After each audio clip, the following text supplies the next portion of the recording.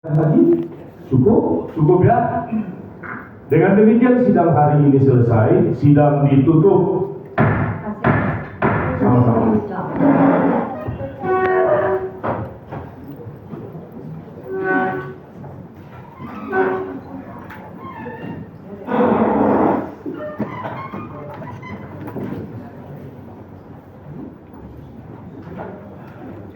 Saya izin mau ucapin selamat ulang tahun dulu untuk anak saya yang paling besar. Tunggu dulu Pak Cari, tunggu ya, saya ambilkan ini Pak Cari. Soalnya itu soalnya. Ada punya aku nggak di situ? Ini.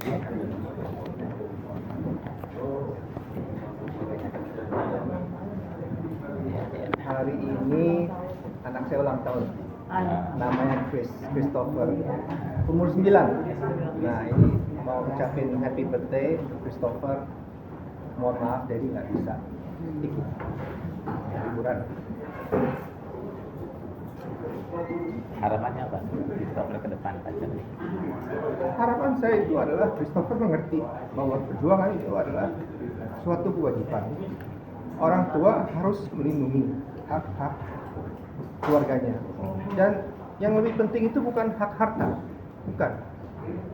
Dari tahun 2015 atau 2013 sejak mereka menguasai tanah itu, saya tidak pernah datang ke Agung Sedayu minta uang. Mereka yang nyari saya. Yang saya mau lindungi adalah nama baik keluarga. Itu aja. Apabila pidana ini selesai, saya juga jangan harapkan saya minta uang sama mereka. Mereka mau pakai tanah itu silakan. Mereka mau bayar silakan. Tapi jangan kerjain kita. Jangan pidanain papa saya. Jangan pidanain saya. Jangan pidanain orang lain yang memiliki tanah.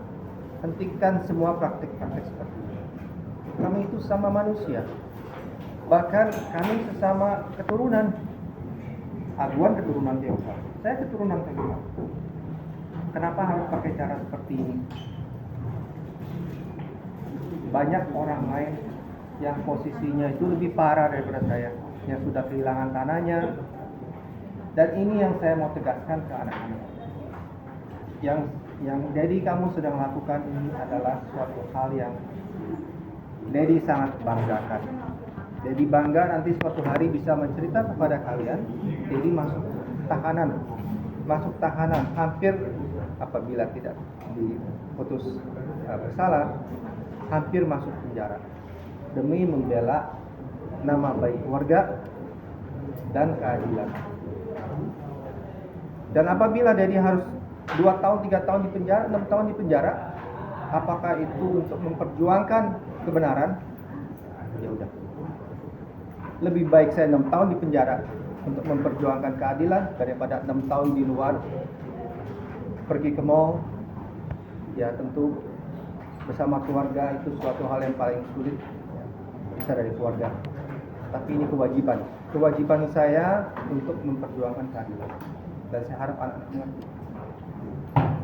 Dan bukan hanya mengerti aja, tapi bisa dibanggakan juga. Itu aja dari saya. Happy birthday Chris. Semoga kalian have lots of fun di tempat liburan yang sekarang berada. Terima kasih Ibu, terima kasih YouTuber semua. Terima kasih juga dengan Rehan. Selamat berjuang. Terus berjuang. Ya, stop. Pak Jali selamat berjuang. Sehat Pak ya. Pak Cari kenal siapa? Asam urat? Ya, Baik. Oh sama, aku juga. Baik, bismillahirrahmanirrahim. Assalamualaikum warahmatullahi wabarakatuh.